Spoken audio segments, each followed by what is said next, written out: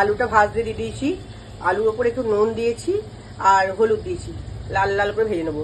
আর ভাত তো হচ্ছি, আর এটা ভাজা হবে। কিছুটা পেঁয়াজ বাটা লাগবে, কাঁচা লঙ্কার সঙ্গে বেটে নেবো, ঠিক আছে। তারপর কিরকম কি করছি না করছি তোমরা দেখতে থাকো, পুরো ভিডিওটা পেয়ে যাবে। প্রথমে মাংসটাকে পরিষ্কার করে ধুয়ে নিয়েছি। দেখো বন্ধুরা, আমি বিরিয়ানি করব, তার মাংস। আমি লেগ পিস নিয়ে নিই, কেন লেগ পিস ভালো সেদ্ধ হয় না, রক্ত লাগে। এই যে দেখো আমি এরকম পিসগুলো করে নিয়েছি। যারা লেগ পিস ভালো লেগ পিসও দিতে পারে। এর সঙ্গে টক দই মাখাচ্ছি। আমার মাংসটা আছে 1 কিলো 250, তাতে আমি টক দই নিয়েছি 300 গ্রাম।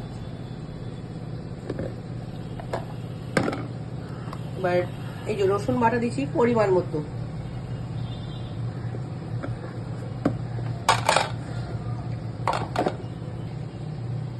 পরিমাণ মতো এগুলো তো যে যার পরিমাণ মতো দেবে বন্ধুরা।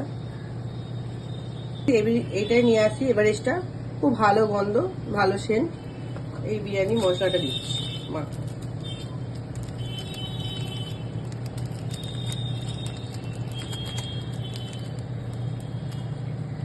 আর আমরা একটু ঝাল ঝাল পছন্দ করি, তো তাই একটু মরিচ গুঁড়ো দিয়ে মাখিয়ে, এটা আধ ঘন্টার মতো মাখিয়ে রাখবো বন্ধুরা।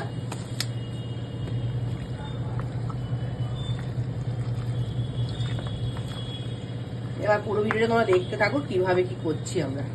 এই বন্ধুরা, তেলটা তো গরম হয়ে যায়, আর মাংসটা তো মাখিয়ে রেখেছিলাম, তোমাদের বলেছি কি কি দিয়ে মাখিয়ে রেখেছিলাম, তাও একবার বলে দিচ্ছি। এটাতে টক দই, আদা, রসুন, কাশ্মীর লঙ্কা গুঁড়ো, মরিচ গুঁড়ো দিয়ে মাখিয়ে রেখে, নুনটা এখন দেবো না, নুনটা নামাবার আগে দেবো।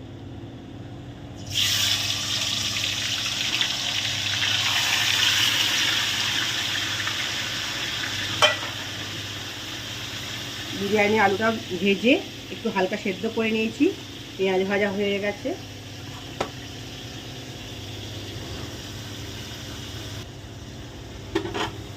এটা পেঁয়াজ বাটাটা দিয়ে কষতে থাকছি, মাংস আর পেঁয়াজ বাটা সঙ্গে কষতে থাকছি। পেঁয়াজ বাটাটা দিয়ে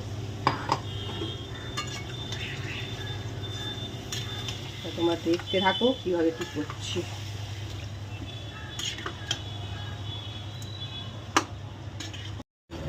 এবার নামাবার সময় আলু বোগড়া দিচ্ছি, আর একটু পেঁয়াজ ভাজা দিলাম।